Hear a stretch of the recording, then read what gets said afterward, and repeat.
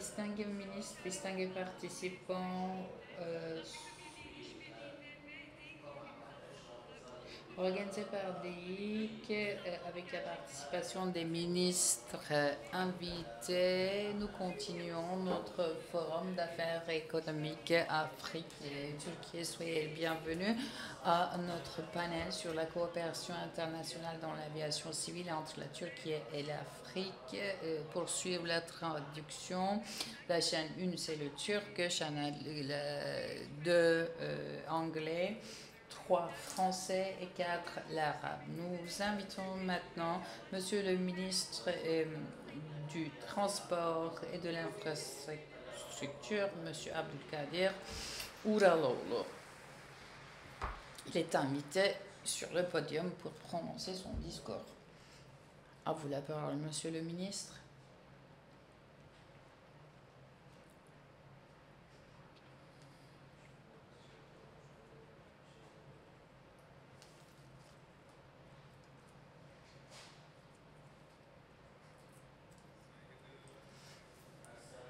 Distingués homologues, distingués invités de différents pays, distingués représentants du secteur des transports. Nous sommes vraiment très heureux de vous accueillir ici à Istanbul et je vous salue avec tout mon respect. Nous sommes dans des relations étroites avec l'Afrique qui est un continent émergent. Nous nous sommes réunis lors du 5e Forum d'affaires économiques Turquie-Afrique et je suis vraiment très ravie et reconnaissant de vous retrouver ici. Turquie, avec sa position géographique, géostratégique, est un hub naturel et l'Afrique est un joueur, est un continent qui attire de l'attention dans le monde et sa position augmente de jour en jour. Entre Turquie et l'Afrique, nous avons donc organisé un panel sur l'aviation civile. Lors de ce panel, nous allons pouvoir développer des résultats pour le développement de partenariats dans le domaine de l'aviation entre Afrique et Turquie. Comme vous savez, le continent Afrique, du point de vue de l'économie mondiale, devient de plus en plus important. Les pays côtiers de l'Afrique, que ce soit pour eux-mêmes ou dans leur région, occupent une position stratégique pour le développement économique du continent. Les pays qui n'ont pas de côte dans le continent sont importants pour faciliter le transport de transit entre le nord et le sud et l'est et l'ouest du continent. Il y a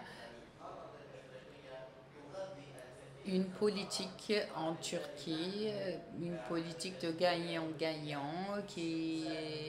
Cette politique a été bâtie en Turquie en direction de l'Afrique. Nos investissements, nos relations diplomatiques se renforcent de plus en plus avec les pays du continent africain. Dans ce cadre, sous le leadership du président du président de la République de Turquie, M. Recep Tayyip Erdogan, il y a eu 50 visites qui ont été réalisées en Afrique. Il est donc le chef d'État qui a organisé le plus de visites en Afrique. Cette relation dense entre Turquie et Afrique s'observe en commençant par le secteur de l'aviation civile, dans tous les secteurs, et nous en sommes ravis. AJet Pegasus, Sun Express et Turkish Airlines, nous avons 4 transporteurs centraux qui desservent les pays africains. AJet et Pegasus et Sun Express. Lorsque nous prenons en considération leur structure de flottille, ce sont surtout les pays du nord de l'Afrique qui sont desservis par ces trois compagnies aériennes et Turkish Airlines dessert la totalité du continent. Turkish Airlines est la société d'aviation civile qui dessert le plus grand nombre de destinations en Afrique. Dans 39 pays, il y a 53 points qui sont desservis par des compagnies aériennes turques. Lorsque nous y incluons les compagnies aériennes africaines après la compagnie aérienne de l'Éthiopie, Turkish Airlines est donc la deuxième entreprise de l'aviation civile qui dessert le plus grand nombre de destinations en Afrique. Cela permet d'améliorer et de développer les relations culturelles, touristiques et commerciales avec les pays africains. La présence de Turkish Airlines en Afrique ne se limite pas au transfert des passagers. Il y a un transport de frais de Turkish Airlines qui lui permet de soutenir le développement du commerce entre Turquie et le continent africain. Turquie joue un rôle important dans l'accès de l'Afrique au marché stratégique. Nous voyons que Turkish Airlines contribue au développement des relations et au développement des relations entre le continent africain et Turquie. Turquie se retrouve dans une distance de 4 heures de vol d'Afrique et nous pouvons avoir accès à 67 pays avec un très grand marché. Donc cette situation naturelle, cette position géographique naturelle nous a permis de réaliser d'importants investissements depuis 2007 grâce aux politiques d'aviation civile. Dans le domaine de l'aviation, dans l'arène internationale, Turkish Airlines est devenue, en même temps que Turquie, une étoile brillante. Nous avons investi 25 milliards de dollars dans le domaine de l'aviation civile. Chaque année, statistiquement, 1,4 aéroports ont été ouverts, inaugurés. Et donc, dans les 23 dernières années, nous avons augmenté à 58 en fait. Nous avons maintenant 58 aéroports. Nous sommes la deuxième compagnie aérienne en Europe et septième dans le monde qui sert le plus grand nombre de passagers. Nous sommes vraiment à la tête, au premier rang des compagnies aériennes en Europe. Donc j'aimerais souligner ces points concernant Turkish Airlines. Le 17 avril 2025, à partir de l'aéroport d'Istanbul, nous avons commencé les opérations de pistes triples indépendante et c'est en dehors des États-Unis. C'est la première fois qu'une pratique est réalisée. Chaque jour, nous avons 1600 vols, 1700 vols à partir de l'aéroport d'Istanbul. Actuellement, nous avons 3 pistes parallèles. Nous allons avoir 6 pistes dans l'avenir. En l'espace de 23 ans, dans les projets d'aéroports, dans la construction, dans la gestion de la circulation aérienne, dans la gestion des aéroports, nous avons accumulé une très grande expérience et nous sommes vraiment très satisfaits de partager cette expérience, très heureux. Nous serons très heureux de partager cette expérience avec nos amis africains et nous sommes ouverts à tout type de partenariat dans ce domaine. Par ailleurs, entre Turquie et le continent africain, les relations se renforcent, mais dans le monde, il y a eu la pandémie, il y a eu des guerres commerciales, des guerres de façon générale, il y a eu des désastres naturels qui ont mis à mal les chaînes d'approvisionnement. Ces chaînes d'approvisionnement ne peuvent être récupérées qu'à travers des alternatives logistiques, des alternatives des chemins, des destinations alternatives. Grâce aux opportunités que l'Afrique propose et lorsqu'on prend en considération aussi les besoins de logistique alternative, nous devons développer les relations entre l'Afrique et Turquie, que ce soit de façon bilatérale ou régionale. Nous devons développer nos relations de transport internationaux avec le continent africain. J'aimerais vous présenter un fait qui va contribuer à ce processus. Au mois de juin dernier, nous avons organisé à Istanbul le forum de liaison mondiale sur les transports. Et lors de cette conférence, nous avions organisé un forum spécifique sur l'Afrique. 38 ministres et 17 ministres adjoints ont participé à ce forum. Et lors de ce forum, Mauritanie, la Somalie et la République congolaise, Djibouti, Libéria, Guinée et Ghana étaient présents et nous avons signé des mémorandums d'entente avec les pays côtiers. Nous avons organisé travailler ensemble et les deux ministères, le ministère des Transports de Turquie et le ministère des Transports de ces pays côtiers africains ont signé un mémorandum d'entente pour améliorer les liaisons dans le transport, que ce soit le transport aérien ou maritime. Nous voulons augmenter le nombre de points de liaison et nous voulons développer des lignes logistiques importantes. Et nous souhaitons que tous les pays africains y participent.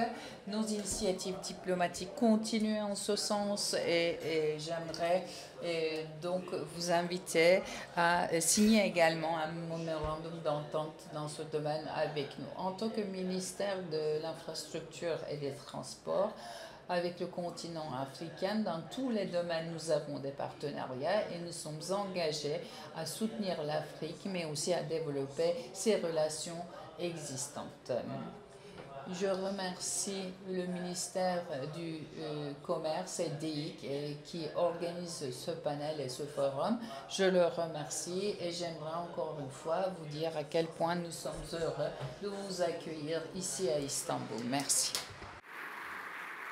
Teşekkür ederiz Sayın Bakanım.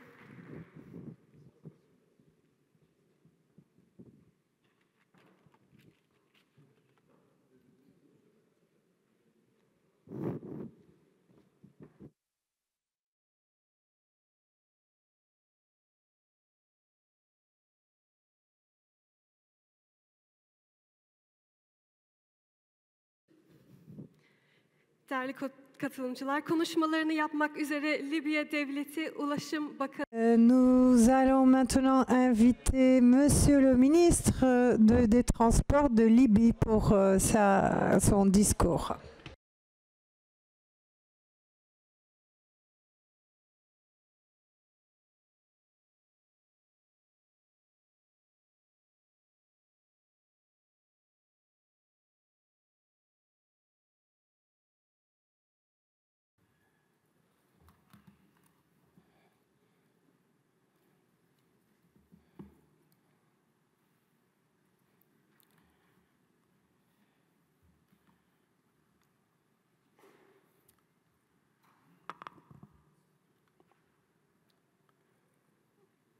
بسم الله الرحمن الرحيم.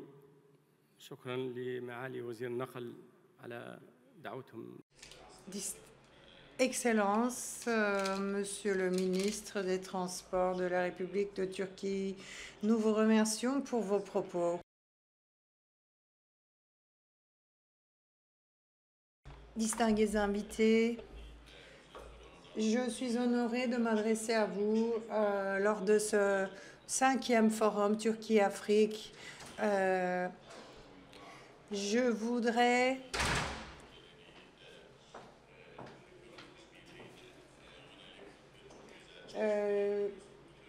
vous indiquer que nous voyons des travaux très intéressants ici. Quand nous regardons justement le volume des échanges commerciaux avec la Turquie et la Libye, nous voyons que cela augmente de jour en jour. Nous avons une bonne expérience entre les deux pays et nous offrons une place privilégiée aux sociétés turques.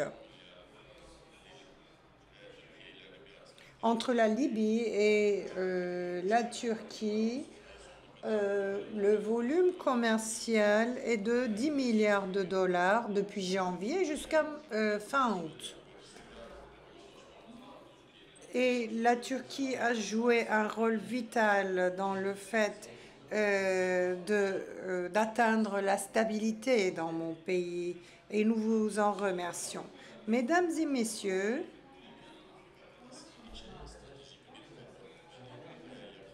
la Libye est une porte qui s'ouvre vers l'Afrique et nous aimerions renforcer ces liens de connectivité avec l'Afrique subsaharienne et nous avons des projets de développement pour ceci.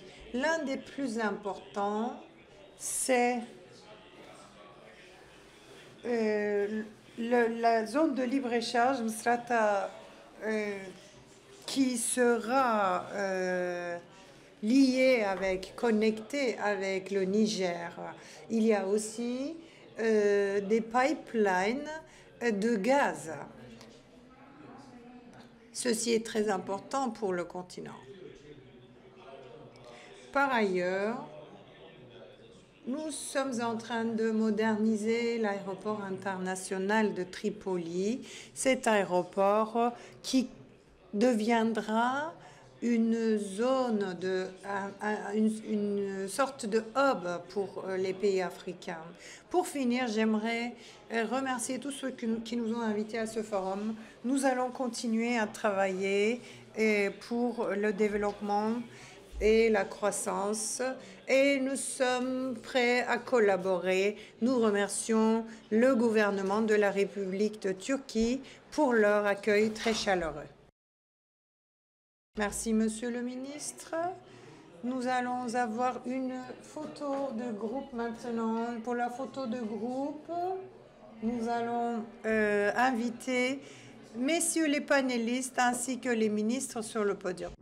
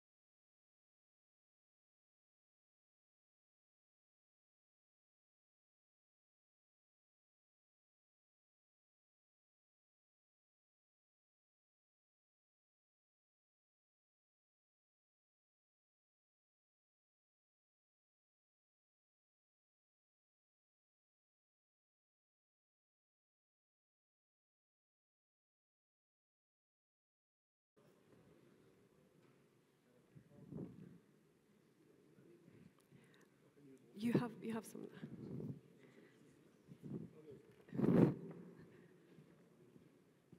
Sayın Bakanlara teşekkür ederiz. Şimdi Türkiye-Afrika... Maintenant, nous allons conduire notre panel Turquie-Afrique, coopération d'aviation civile internationale. Monsieur le professeur Dr Kemal Yüksek, le modérateur de notre panel, monsieur le directeur de IGA et Daoud Touré, pilote.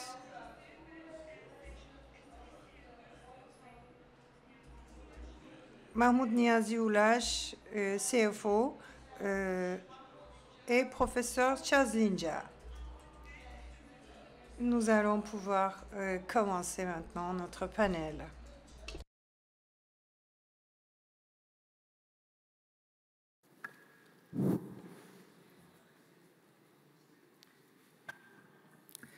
Sayın misafirlerimiz, Distingués invités, soyez les bienvenus à notre table ronde. Nous sommes très heureux de vous accueillir à ce panel, à cette table ronde. Cette table ronde est très importante pour nous, comme vous le savez, l'Afrique est la valeur montante, émergente du monde, et pour la Turquie aussi, pour l'État de Turquie aussi, l'Afrique revêt une importance particulière. Nous avons cette stratégie de fraternité sur laquelle nous travaillons depuis très longtemps. J'aimerais indiquer une chose. La Turquie n'a jamais vu l'Afrique comme un marché économique et commercial. Nous n'y allons pas seulement pour vendre nos produits ou pour investir. Ce qui est important pour nous, c'est d'investir à l'Afrique, c'est d'investir au développement économique de l'Afrique dans le cadre du principe gagnant-gagnant. Nous voulons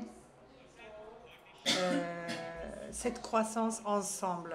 Et nous parlons de cela en disant Special Brotherhood, fraternité spéciale à chaque réunion. Lorsque nous regardons ce que nous faisons en Afrique, eh bien, nous faisons de l'aviation avec l'Afrique. L'aviation est très importante pour le développement, parfois pour le transport des passagers, parfois pour le transport des cargaisons. Le commerce mondial n'est peut-être pas pour la plupart effectué par l'aviation, mais 30% sont des cargaisons aériennes. Lorsque vous regardez la Turquie est un pont aérien qui relie l'Afrique avec l'Asie. Et pour cela, c'est très important. L'aviation est très importante pour nous. Après la dérégulation, une fois que l'aviation s'est privatisée, nous avons avancé très rapidement. Nous avons la Direction générale de l'aviation civile de Turquie. Monsieur le directeur est avec nous. D'abord, j'aimerais vous remercier, monsieur, pour votre présence. J'aimerais vous poser cette question. Les pays africains sont en train d'enregistrer des progrès en ce qui concerne l'aviation. L'Union des aéroports et tous les pays travaillent sur la dérégulation du marché aérien en Afrique. Et la Turquie, en Turquie, votre direction est un organe très important. Qu'est-ce que vous pouvez dire pour montrer le chemin un peu aux pays africains en ce qui concerne la privatisation du marché aérien? Merci beaucoup. Je voudrais commencer par vous souhaiter la bienvenue. La Turquie, dans le cadre du Forum Afrique-Turquie d'affaires et d'économie, eh bien, c'est une opportunité pour nous qu'il y ait cette table ronde autour de la question de l'aviation civile. Nous avons commencé depuis le début des années 2000 notre processus de privatisation. Nous pensons que ceci peut être un modèle pour les pays africains. Il y a 3 principes, c'est la sûreté, la sécurité et la durabilité dans l'aviation civile. L'aviation civile se pose sur ces trois piliers. Et comme c'est plutôt un panel économique, nous allons peut-être toucher un mot de l'économie surtout, mais l'aviation accorde une importance cruciale à la sécurité et à la sûreté. Peut-être c'est un peu différent des autres points, des autres moyens de locomotion. Et Monsieur le ministre l'a dit, avec l'Afrique, nous avons des relations très étroites. Dans 39 pays, nous avons des vols et 80% de l'Afrique est couverte en fait par notre compagnie aérienne nationale, Turkish Airlines. Et donc, nous faisons ce lien de l'Afrique avec le monde, la connectivité de l'Afrique avec le monde. À partir des années 2000, nous avons commencé à travailler pour la privatisation et maintenant, nous nous retrouvons avec cet aéroport, l'un des plus grands du monde, l'aéroport d'Istanbul. C'est parce que nous avons pris des décisions systématiques. Et en ce qui concerne l'aviation, la libéralisation ou bien le fait qu'il n'y ait pas de pression ou d'obstacles, c'est très important. En 2003, nous avons promulgué une nouvelle loi qui a fait qu'il y a eu cet élan. Nous avons également un positionnement géographique qui soutient ce fait. Si vous me permettez,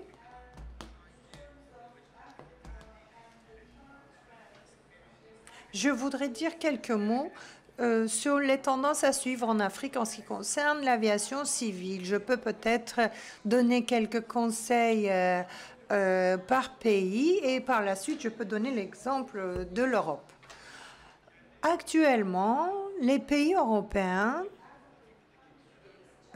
ont une certaine intégration de l'aviation civile. Je pense que l'Afrique pourrait suivre cet exemple en se basant sur les données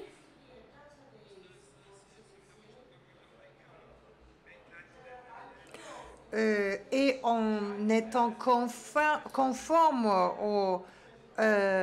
aux audits de EQA, les pays peuvent assurer ces services. Aussi, comme c'est le cas dans l'Union européenne, peut-être il pourrait y avoir une restructuration. Je donne l'exemple de l'Europe, mais en faisant cela, nous voyons que tout cela commence par l'ESA. La sûreté et la sécurité sont établies et c'est par la suite que l'on arrive aux questions commerciales. C'est comme cela qu'on propose de procéder pour les pays africains. Depuis 4-5 ans, nous, en tant que plateforme,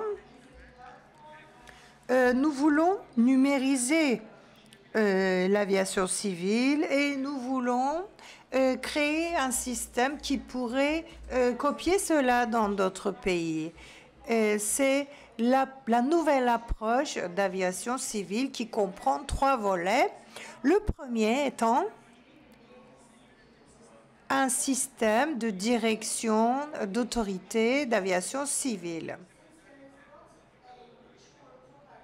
Comme c'est le cas en Afrique, dans les autres pays, ou pour que les pays arrivent au niveau souhaité très rapidement, nous avons pu développer ce logiciel et c'est devenu maintenant un produit.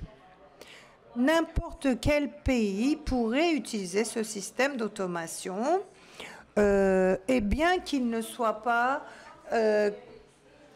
expert dans l'aviation, il pourrait utiliser un système qui serait conforme aux normes mondiale. Les pays peuvent ainsi assurer cela. Un autre point, c'est les ressources humaines. Pour développer les capacités, la normalisation, les données actuelles, les mesures, les évaluations sont des points nécessaires parce que IQA attend que l'on ait un système de formation basé sur les compétences et que ce soit à partir de là qu'on donne les licences.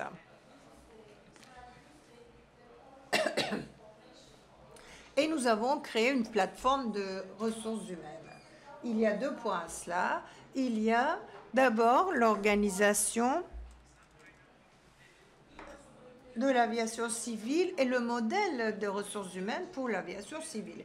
Quels pourraient être les départements, qui ferait quoi, qui aurait accès à quelle formation. Et donc, nous avons créé ce système de logiciel. Ainsi,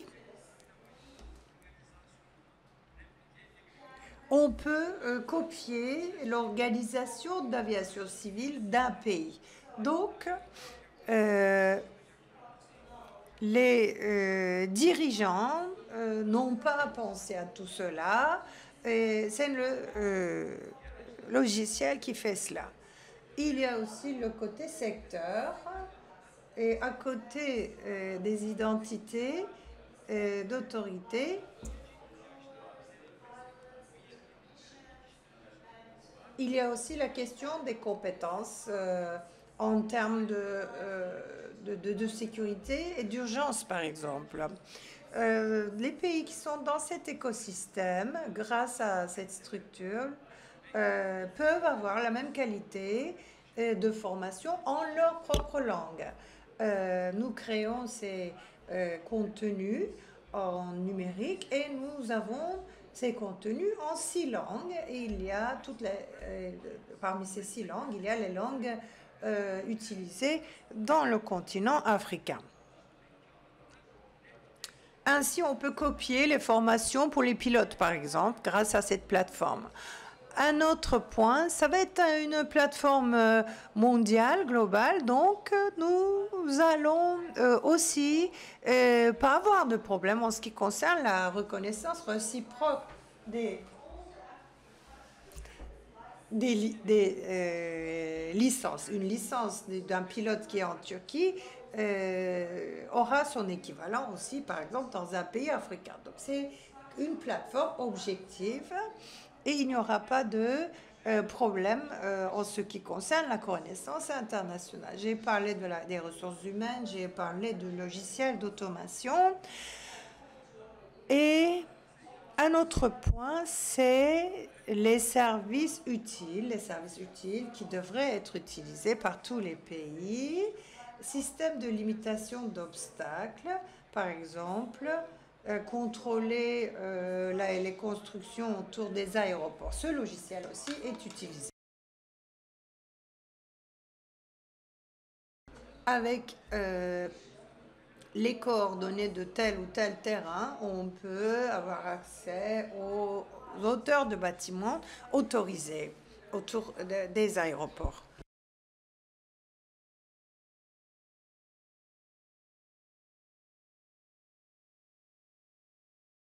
Et donc, il y a ce système d'automation qui sera bientôt activé. Pour la première fois dans le monde, pour les drones aussi, nous allons avoir une réglementation dans cette structure. Plusieurs services utiles peuvent être offerts ainsi par nos soins aux pays africains. Et dans notre académie à Istanbul, dans notre centre à Ankara aussi, nous sommes prêts à offrir toutes sortes de soutien à nos collègues africains. Voilà. Merci, monsieur le directeur général. J'étais vraiment impressionnée. Vous avez parlé de la transformation numérique et l'aviation civile fait beaucoup de choses. nous allons avoir une institution de réglementation comme le FAI reconnu dans le monde. Monsieur Fourat, je vous pose la question maintenant. L'aéroport d'Istanbul, IGA, quand vous atterrissez, vous voyez Meeting Point of the World qui est écrit, le point de rencontre du monde. C'est vraiment un aéroport qui relie le monde et c'est un aéroport important pour les pays africains qui dessertent plusieurs villes africaines. Monsieur le ministre a parlé de certaines caractéristiques de cet aéroport, mais est-ce que vous pouvez détailler cela? Et est-ce que vous pouvez aussi nous indiquer l'importance de l'aéroport d'Istanbul? Merci beaucoup de nous accorder cette opportunité. Comme Monsieur le ministre l'a dit, lorsque au mois d'avril 2019 nous avons ouvert cet aéroport, nous pensons que nous avons changé les équilibres mondiaux dans l'aviation civile. Nous avions 66 aéroports, 66 compagnies aériennes avec lesquelles nous travaillions. Maintenant, nous sommes à 116 compagnies aériennes et avec Turkish Airlines notamment. Nous servons plusieurs pays, plusieurs villes. Comme Monsieur le ministre l'a indiqué également, cela n'a été possible que grâce à cette nouvelle infrastructure. Nous avons 1 million de mètres carrés de bâtiments de terminal. Nous avons 5 pistes et 3 sont opérables de manière indépendante. Turkish Airlines, c'est de toute façon notre société la plus précieuse. En Afrique, nous offrons nos services à 15 aéroports africains. Près de 450 vols sont effectués par semaine. 450 vols, vraiment c'est beaucoup. Plus de 6 millions de passagers sont passés par notre aéroport et cette année, nous avons une croissance de 5% dans ce chiffre. Nous voyons un grand potentiel en Afrique.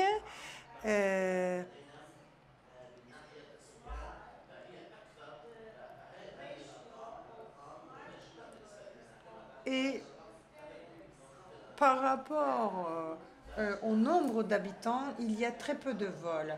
L'Afrique constitue 20% de la population mondiale, mais les vols, c'est 2,5% seulement de la population qui prend l'avion. Donc c'est très, très faible. Et comme c'est très faible, il y a un grand potentiel que nous voyons ici. Et notre objectif, c'est de développer de toute façon le nombre de fréquences et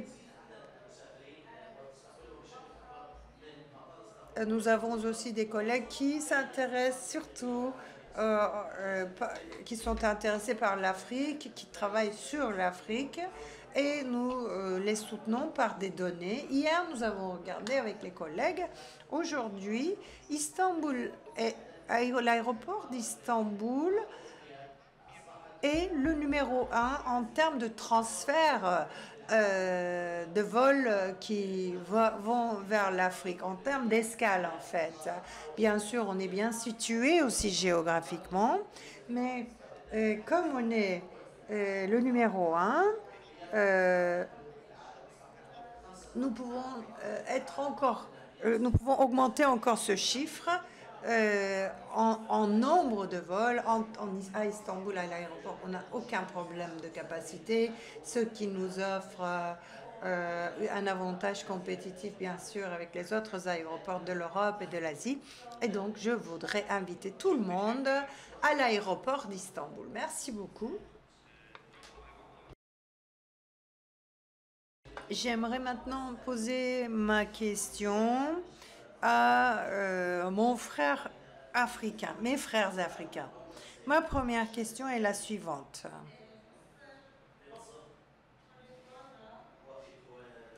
En Égypte, Taredoua, vous êtes un professionnel, mais vous êtes aussi un pilote et on pense, vous connaissez le côté technique, vous connaissez aussi le côté professionnel et vous êtes aussi du côté du gouvernement, donc vous savez aussi ce qui se passe dans les politiques.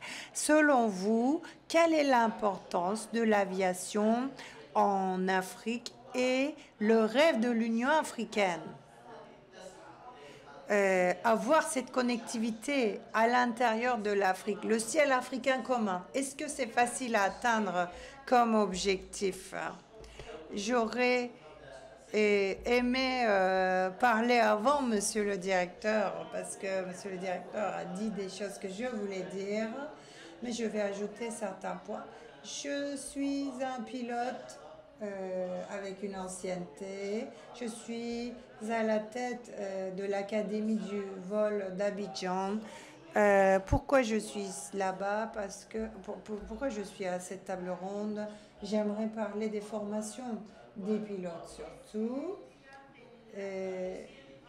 SATM, c'est le marché de transport africain. Nous voulons réaliser cela. Pour ceci, nous avons besoin de partenaires comme la Turquie.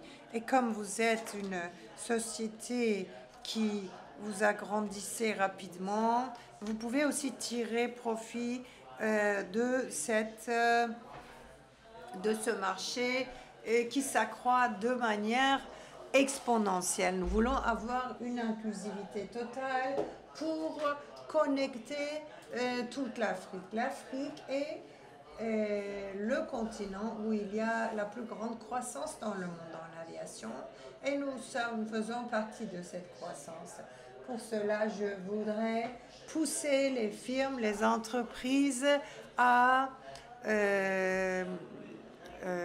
travailler en Afrique. Je voudrais inviter les pays comme la Turquie. Nous ne voulons pas seulement regarder ce qui se passe dans le monde, nous voulons faire partie du système, nous voulons tirer avantage de votre infrastructure de formation et que ce soit dans le secteur privé, que ce soit dans le secteur public, ne soyons pas hésitants. Dans l'une des revues de Boeing, jusqu'à 2044, 23 000 pilotes seront nécessaires en Afrique.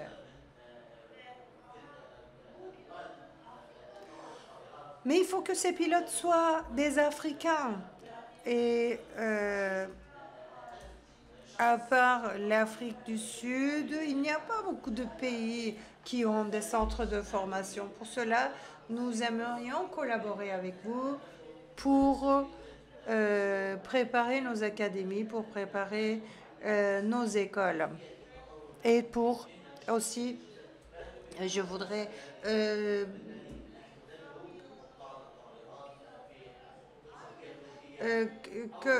que l'on puisse mettre dans le même cockpit les pilotes de Zambie et les pilotes turcs. C'est là que nous pouvons dire que nous avons bien réussi notre travail, parce que notre actualité, c'est 2063. L'horizon 2063 de l'Union africaine, c'est d'avoir ce marché ouvert, ce qui veut dire plus d'opportunités, surtout pour vous, pour les Turcs.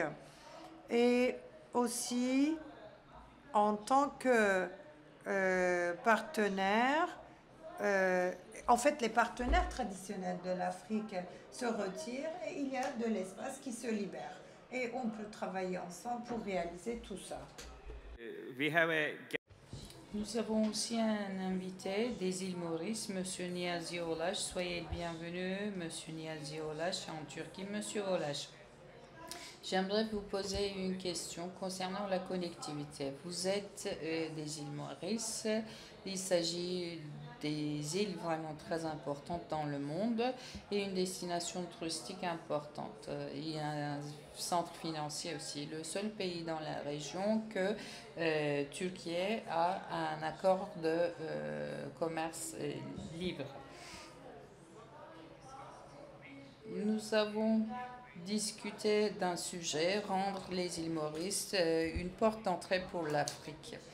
Concernant la connectivité, je pense qu'il y a un problème parce que la connectivité entre les pays africains, en particulier les nations insulaires en développement, du côté de votre côté, en tant que pays insulaire, parce que vous êtes un professionnel des îles Maurice, vous connaissez les Seychelles et les îles Maurice, ils ont des flottilles limitées. Qu'est-ce qu'on peut faire?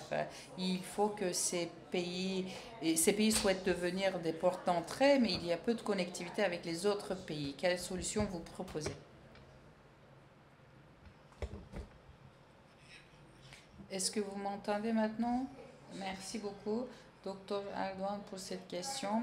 En effet, je suis très d'accord avec ce que vous dites. Les îles Maurice, en fait, il s'agit d'un endroit assez petit. Nous avons été isolés, nous sommes isolés géographiquement, historiquement, économiquement et politiquement aussi.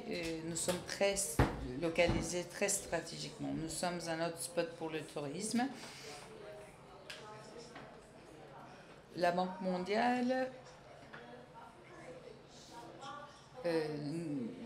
fait des classifications et nous sommes au premier rang dans les listes de la Banque mondiale, mais de passer d'un succès d'une île à succès à une entrée pour le continent, vous avez vraiment besoin de la connectivité. Nous considérons l'aviation non seulement comme un facilitateur pour la connectivité, mais comme un driver stratégique pour l'intégration de notre île avec le continent. Une perspective économique, l'aviation, si nous voulons que nos îles deviennent une entrée, nous devons travailler avec des partenaires comme Turquie, Turkish Airlines ou bien d'autres alliances que nous pouvons établir. La connectivité sera toujours importante. Nous voyons nous considérons que les îles Maurice vont jouer un rôle en tant que hub logistique, parce que là où nous sommes placés, nous avons des relations privilégiées économiquement avec l'Asie et l'Inde, et donc les îles Maurice peuvent être un pont entre l'Afrique et l'Inde. Des sociétés comme Turkish Airlines sont importantes. C'est aussi important d'avoir une liberté pour que le ciel soit ouvert, pour qu'il y ait d'autres compagnies aériennes qui peuvent y entrer.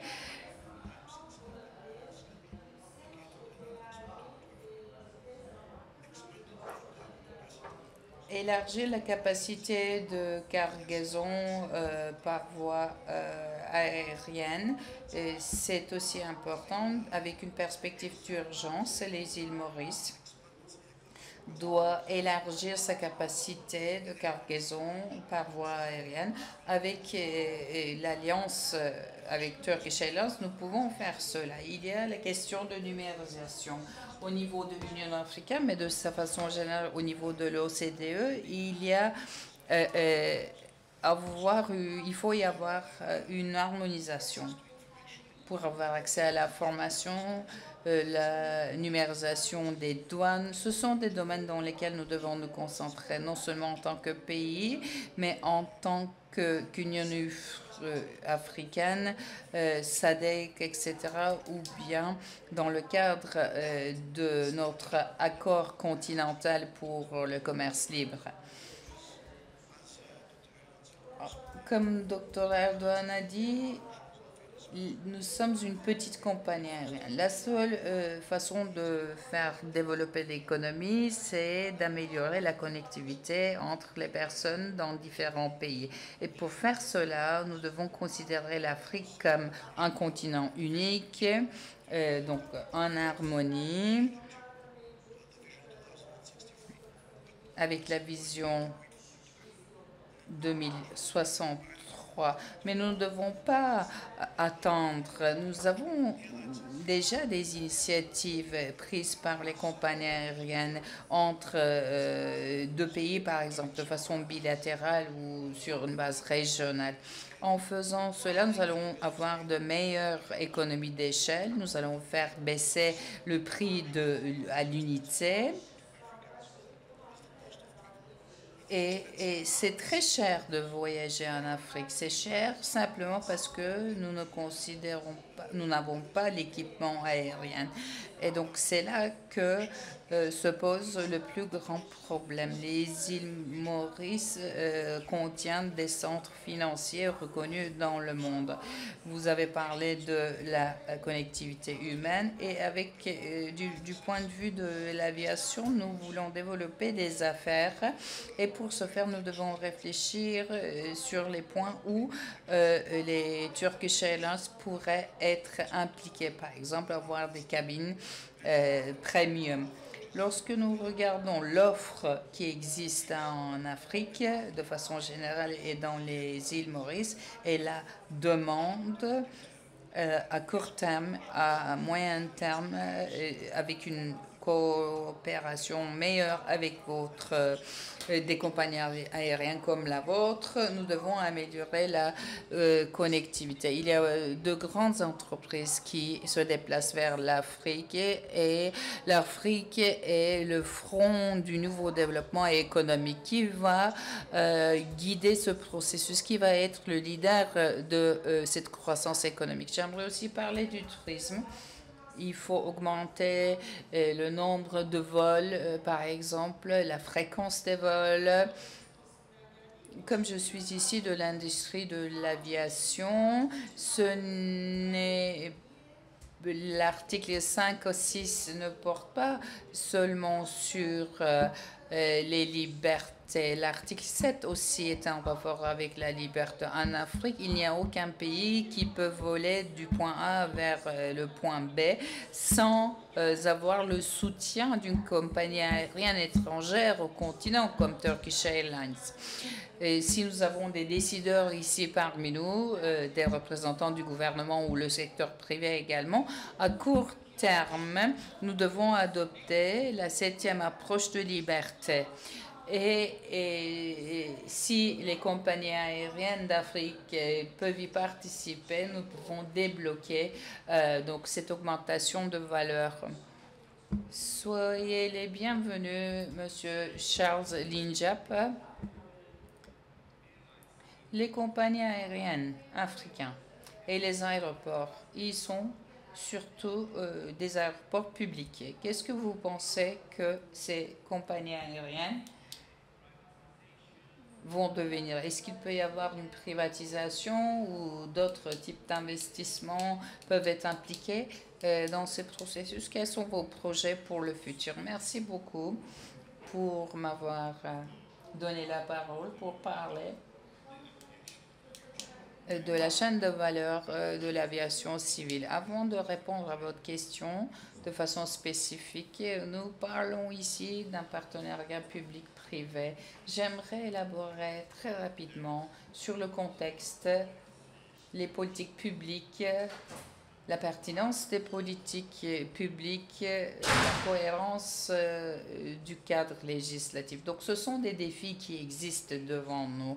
Du point de vue du contexte, la chaîne de valeur de l'aviation civile en Afrique génère une capitalisation de marché de 79 milliards de dollars par an.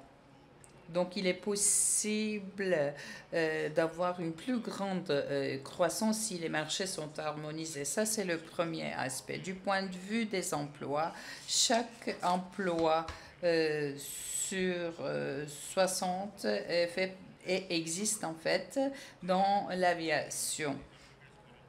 L'Afrique a une population de 1,5 milliard de personnes et l'Afrique va devenir démographiquement le continent le plus grand en 2050. Nous allons avoir 1,7 milliard de personnes qui vivent en Afrique.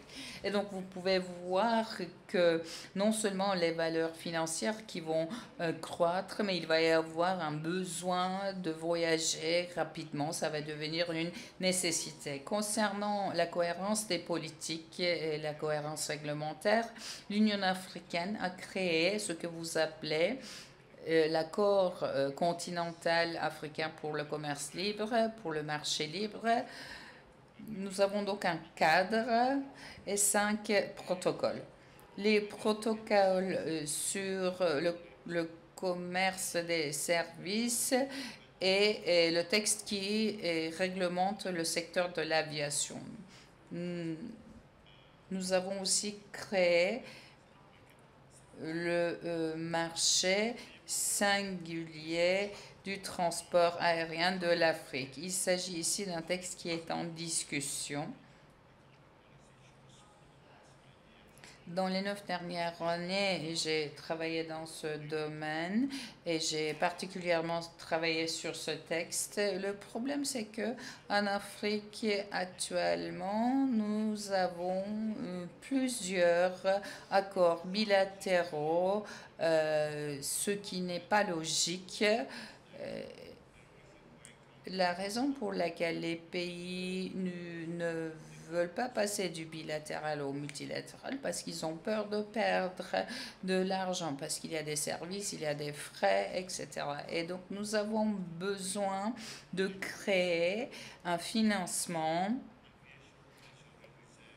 et les réserves de trésorerie doivent répondre à ce souci, à cette inquiétude de perdre de l'argent. Ce n'est pas vraiment très facile d'avoir un consensus au sein de l'Union africaine, comme dans l'Union européenne. Même aux États-Unis, nous pouvons voir avec les démocrates et les républicains avoir un consensus sur des marchés communs. C'est vraiment très difficile.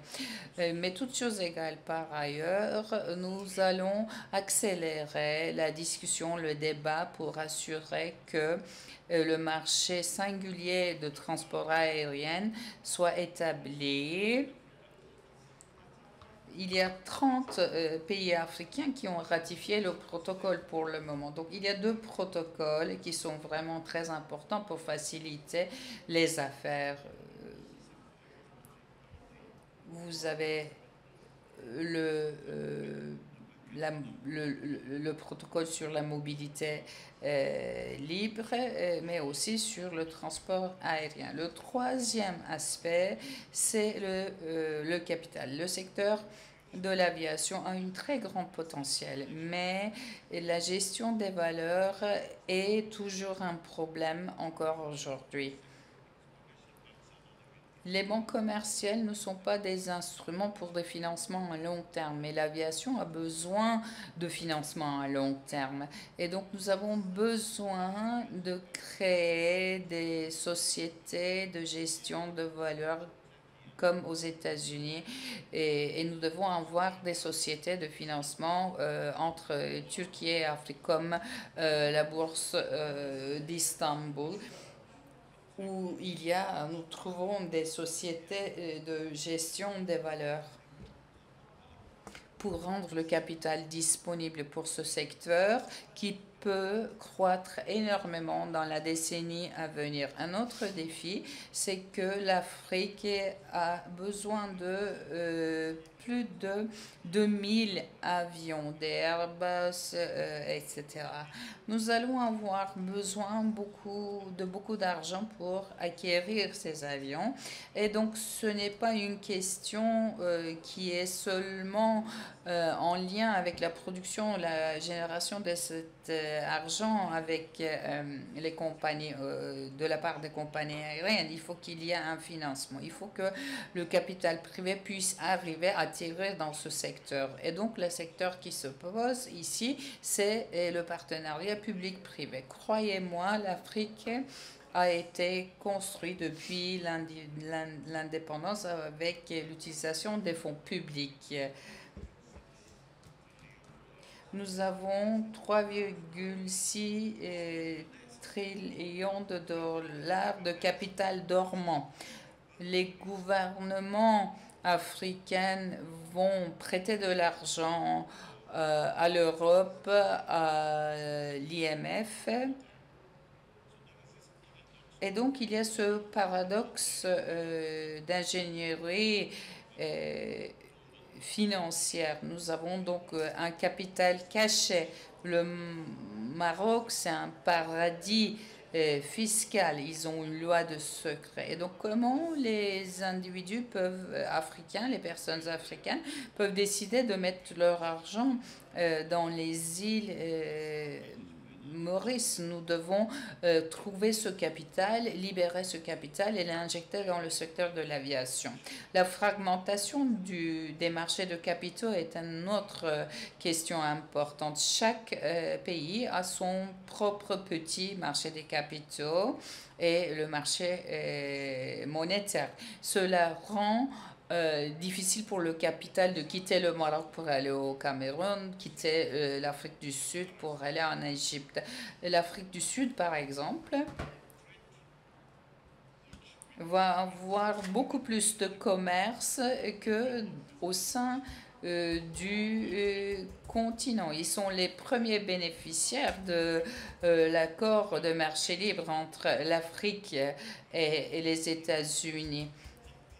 Ils ne réfléchissent pas, ils ne se demandent pas comment ils peuvent regagner des marchés en Afrique. Donc, il est nécessaire d'avoir une ingénierie financière en Afrique. Vous ne pouvez pas avoir 1,5 milliard de personnes qui vivent sur votre continent et avoir un capital en sommeil, un capital dormant. Les marchés financiers, je ne sais pas qui sont les gestionnaires de valeur ici, mais je pense que nous ne sommes pas en manque de ceci. Il y en a forcément en Afrique et en Turquie. Ce panel aussi, et l'Union africaine doit créer un cadre de réflexion où les sociétés de gestion de valeur de Turquie et d'Afrique doivent se réunir, Douala, Cameroun, donc tous ces marchés, l'Afrique du Sud, et doivent trouver un moyen d'injecter des dollars dans ce secteur. D'après ce que je sais, le secteur de l'aviation ne va pas se développer seulement par des parties étatiques qui construisent des aéroports, etc. Le secteur de l'aviation, d'après ce que je sais, nécessite une approche holistique et mondialisée. Même Turquie, qui a une position géographique centralisée, peut devenir en fait un partenaire du marché. Turquie ne doit pas être un observateur, mais un partenaire dans le marché. De cette façon, l'aéroport d'Istanbul peut devenir un hub réel pour toutes les compagnies aériennes africaines.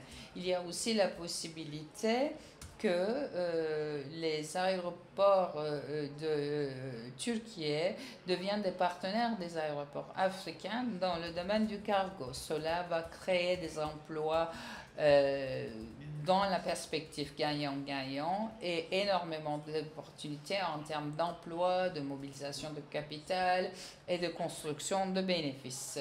Je pense que le partenariat public-privé est la voie à suivre. Mais une dernière chose, le partenariat public-privé doit être évalué à partir d'un cadre de l'évaluation des risques physiques. Il y a 11 risques à évaluer et les gouvernements africains, je m'excuse pour dire cela, mais ne disposent pas de capacité adéquate pour faire cette évaluation. Je ne sais pas la situation en Turquie, mais l'Europe Dans le cadre de partenariats public-privé, ils ont construit de nombreux aéroports. Si nous voulons réitérer cette expérience, nous allons devoir pousser l'Union africaine et les États africains à adopter l'approche PPP. Si l'évaluation du risque n'est pas faite de façon correcte, vous allez échouer. Si vous avez de bons chefs et vous leur donnez les bons ingrédients, ils vont vous faire des très bons, délicieux plats. Merci beaucoup. Pour les dernières remarques, j'aimerais poser une question très courte.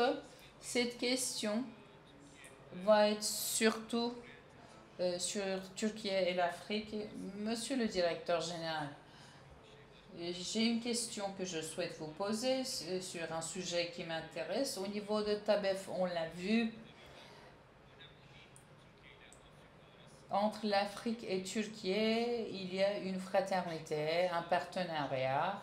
J'aimerais vous poser une question sur l'aspect aviation. Quels sont les accords bilatéraux que nous avons avec l'Afrique dans l'avenir? Est-ce qu'il est possible de créer un espace aérien commun avec un 5e droit de naviguer ou avec un 7e droit de voler en fait? Merci beaucoup. Il faut améliorer la connectivité et cela va avoir un impact sur différents secteurs. Nous avons des accords bilatéraux avec certains pays. Dans les 2-3 dernières années, nous avons eu un grand nombre d'accords bilatéraux. Périodiquement, nous avons les réunions d'ICANN et c'est là que ces accords bilatéraux sont appliqués.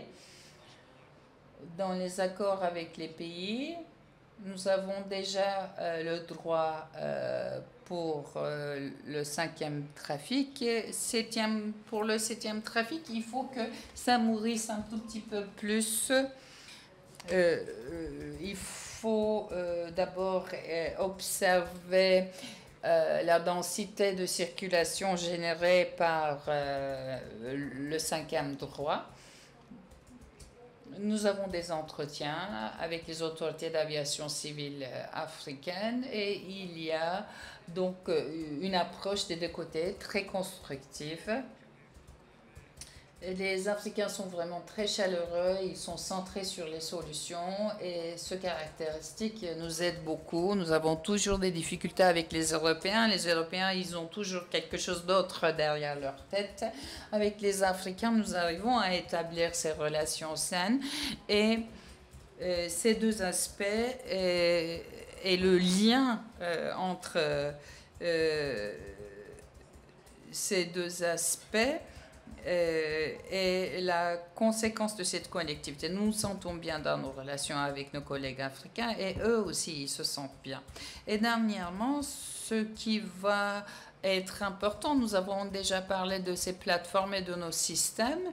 Avec les pays africains, nous pouvons leur donner, nous pouvons leur apprendre, mais ce n'est pas une approche qui crée une indépendance. Notre approche, c'est de leur permettre de créer leur propre système d'aviation civile tout en utilisant notre savoir-faire. Ce point est très important parce que l'Europe a rendu complètement dépendant certains pays. Nous, notre approche est basée sur la solidarité, sur la fraternité, sur l'égalité. L'Union africaine ou un consensus autour de l'aviation peut très bien émerger de ce plateforme et pour pouvoir avoir cette union en Afrique, il faut que le niveau de l'aviation dans chaque pays africain soit similaire et qu'il y ait aussi une terminologie commune utilisée par tous les pays africains. Ce plateforme numérique va leur permettre d'avoir accès à cette terminologie. Et nous avons aussi d'autres compétences. Nous savons gérer les terminaux, les aéroports, nous savons construire des aéroports. Nous pouvons aussi les soutenir dans tout ce qui est service à terre dans les aéroports. Et nous espérons que dans les années à venir, nous allons faire tout ce travail. Merci beaucoup, Monsieur le Directeur Général. Ce que je comprends de votre discours, c'est que dans ces domaines, en Afrique, dans la formation technique, pour octroyer des licences, nous allons partager notre expérience. Il y a des projets, des nouveaux logiciels sur la transformation numérique. Oui, cette transformation numérique va standardiser les choses, va accélérer les choses.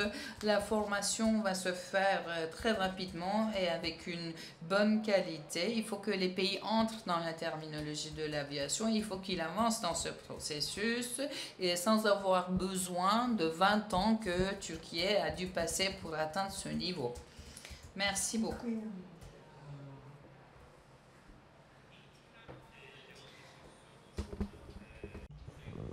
Je voulais continuer avec l'éducation.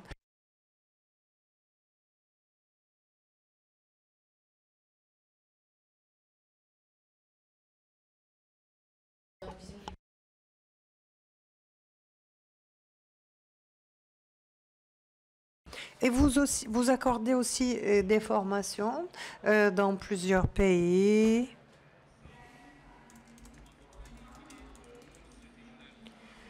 Est-ce que vous avez des stratégies de formation comme ça pour, en fait, transférer cette expérience de gestion d'un grand aéroport? Qu'est-ce qu'on pourrait faire là-dessus?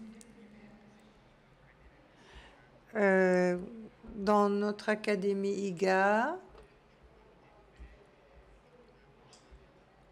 nous faisons un grand travail. Et ils sont aussi les partenaires. Il y a aussi Eurocontrol, je leur ai parlé, avec toutes ces institutions.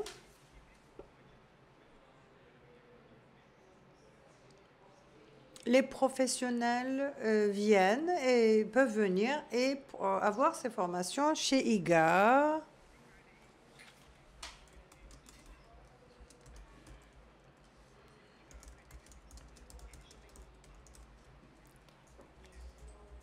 Notre académie IGA offre ses services aussi avec une réduction de 15% pour les pays en voie de développement.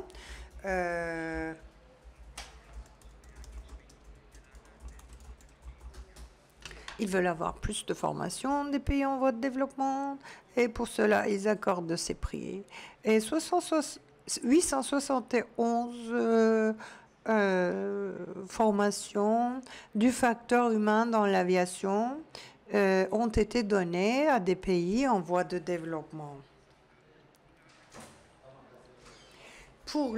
À partir de l'Académie IGA, nous souhaitons que les professionnels viennent chez nous, que l'on ouvre aussi ces formations à l'Afrique.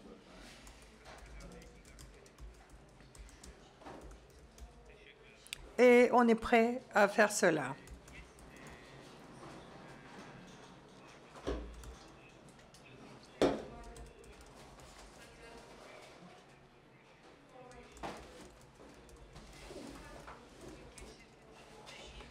Je voulais vous poser la question.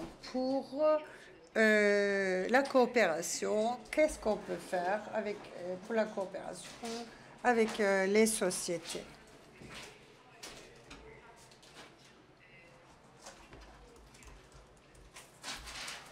Quel est le premier pas, en fait, pour développer l'aviation? Moi, je pense que le plus important, c'est toujours la formation.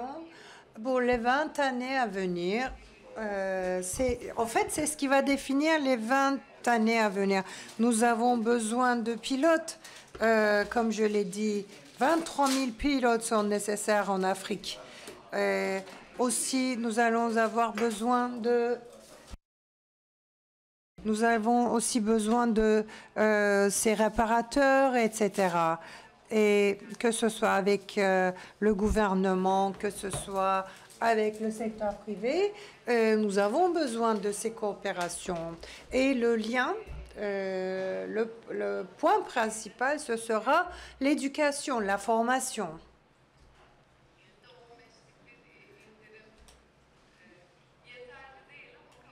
15% de réduction, ce n'est pas assez, mais moi je pensais que c'était 50%, 15-50. Mais on peut en parler, on peut toujours s'entendre. Mais si vous voulez être un acteur, un bon acteur en Afrique, si vous voulez saisir les opportunités, il faudrait mettre au centre la formation. Monsieur Niazioulas.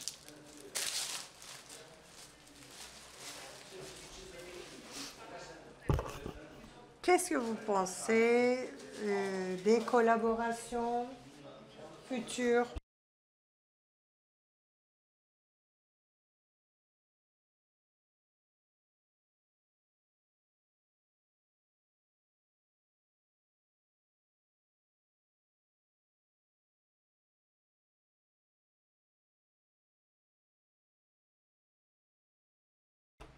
Je voudrais résumer rapidement.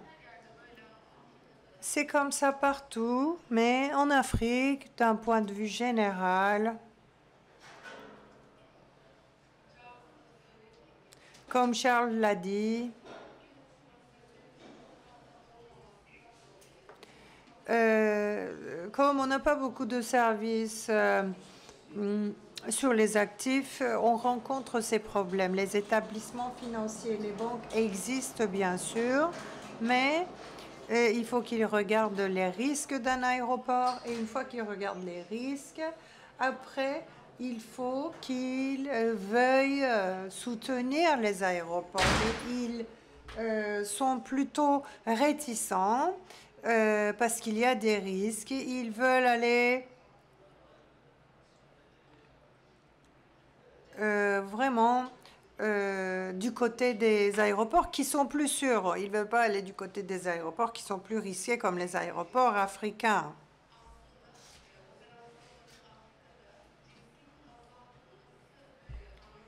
Et pour diminuer les risques aussi, ils peuvent nous soutenir. Toutes les opportunités peuvent être intéressantes. Mais en Afrique, les gens, quand ils se forment, ils vont ailleurs après.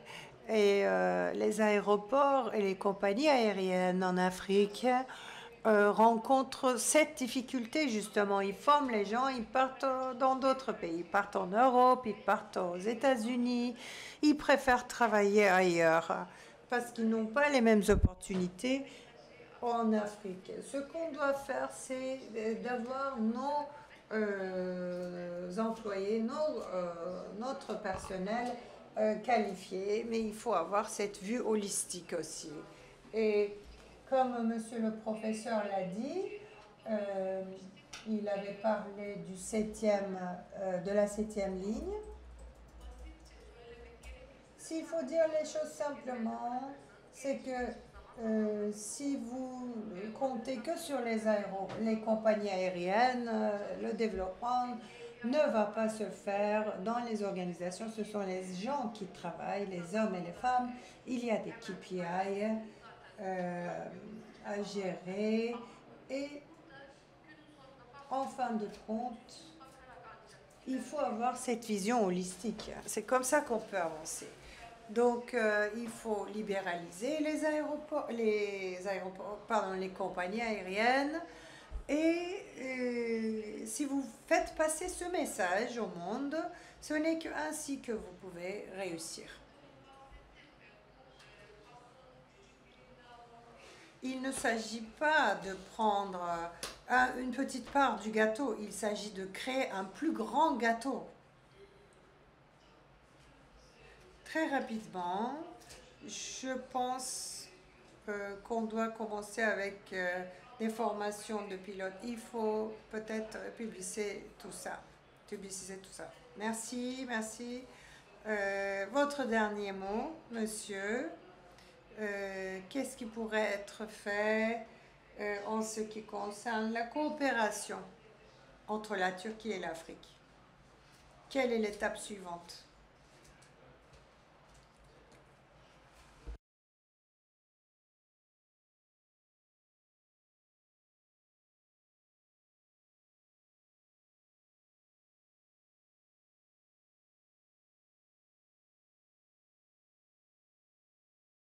Je peux avoir 3 conseils, 3 propositions. En ce qui concerne les politiques, il s'agit de créer un cadre parce que il faut aussi travailler avec la Turquie comme un partenaire stratégique et il faut créer un cadre pour pouvoir travailler avec la Turquie. Parce que la Turquie, c'est un hub, c'est un pays qui est très bien situé géographiquement. Et comme je l'ai déjà dit,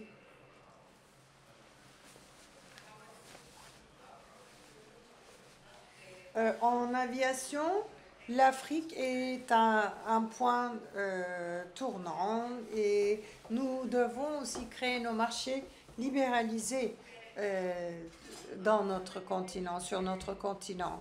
Quand on regarde les lieux, les noms des lieux, comme ce sont des lieux colonisés, ce sont des noms qui sont donnés par le colonisateur, comme ce sont des terres qui ont été colonisées.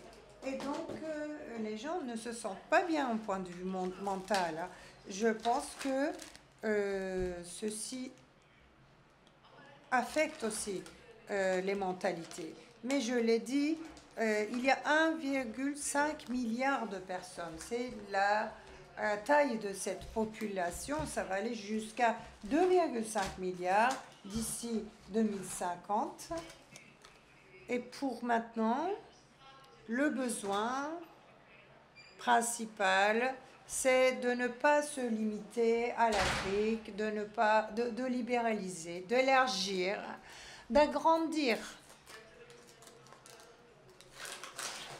protéger les droits des investisseurs.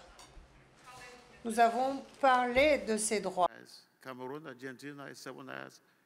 6 heures et mon pays ne le fait pas. J'ai été consultée pour donner des conseils, mais ils ne le font pas. La vision est petite et ils vont faire des petites choses par conséquent. Donc nous devons réfléchir grand, penser grand et agir de façon grande. Deuxièmement, c'est la gestion des valeurs. Il y a besoin de créer une approche blindée de gestion des valeurs. Les gens de l'aviation, les mécaniciens, les pilotes, même les gestionnaires des compagnies aériennes ne sont pas compétents pour la gestion des valeurs. Nous avons besoin d'une approche à long terme, des financements à long terme. Donc il est très important de trouver des financements supplémentaires pour ce secteur. La troisième dimension, la coopération technique. La coopération technique, la question ne doit pas être en lien avec l'argent. L'argent ne doit pas être un problème. Turquie va générer beaucoup d'argent, mais si vous rendez la formation difficile, et si nous créons des sociétés qui n'ont pas accès aux ressources humaines, il va y avoir des problèmes. Je recommande que lors du prochain TABEF, il faut signer un mémorandum d'entente technique sur cette question de formation. Il faut avoir un travail de plaidoyer pour que ce soit abordable pour tous les pays africains. Donc ce sont les 3 points dont j'ai souhaité parler. Avant de clôturer, j'aimerais dire que Turquie va toujours être aux côtés des pays africains et ne va jamais laisser les colonisateurs revenir en Afrique. Je vous remercie pour ce panel. En effet, nous avons rencontré des panélistes très distingués. J'ai été très heureux en tant que modérateur. Nous avons les amis des îles Maurice et d'autres pays africains. Nous avons expliqué à quel point la coopération dans le domaine de l'aviation civile est importante et comment la Turquie peut devenir un modèle de rôle pour les pays africains. J'aimerais remercier tous les panélistes et tous les participants. DEIC a fait beaucoup d'efforts, la coordination de DEIC Afrique et M. et son équipe a beaucoup travaillé pour organiser ce panel. Merci beaucoup. Distingués invités, nous arrivons à la fin de notre panel. Nous remercions les distingués ministres, le modérateur, les panélistes, les participants, mais aussi les sponsors. Merci beaucoup.